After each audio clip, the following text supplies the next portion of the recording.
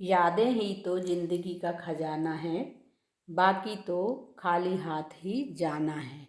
आज फिर दद्दा जी की याद के साथ, दद्दा गांव के बड़े बुजुर्ग जिनको सब बंडावारे कहते थे। हम सब मतलब हमारे घर के लोग, माता जी, पिताजी, चाचा चाची, पोता पोती, उन्हें दद्दा ही बुलाते थे।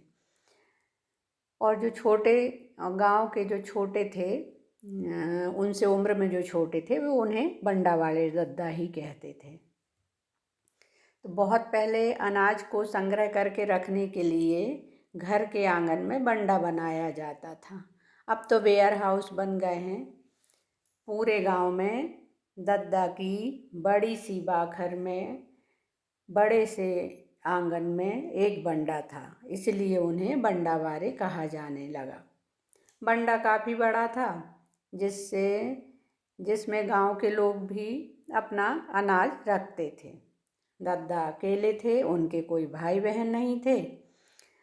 और जब वो बीमार होते तो हम सबको अपने सामने बुला लेते, और जब सब इकट्ठे हो जाते, एक एक को याद करके बुलाते, और जब सब इकट्ठे हो जाते तो खूब खुश होते और बोलते, मेरा परिवार कितना भरा पूरा है और मेरा वंश कितना बढ़ गया। मैं तो अकेला था। वह उत्तर प्रदेश से आकर यहाँ बस गए थे।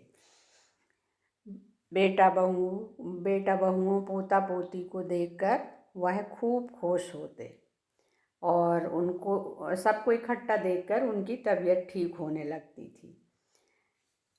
गांव के सारे लोग उनके यहाँ हर त्योहार पर इकट्ठे होते। यहीं पर सारे त्योहार धूमधाम से मनाए जाते थे।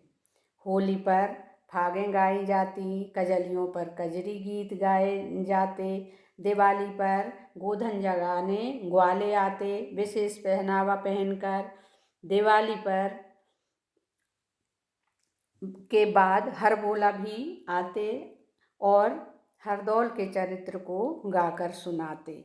अब ये सब चीज़ें शायद विलुप्त हो रही हैं। तब बहुत मज़ा आता था, और सारे लोग इकट्ठे होते और बड़े उत्साह से इन सब त्योहारों को मनाते थे और एक दूसरे के यहाँ आते जाते थे।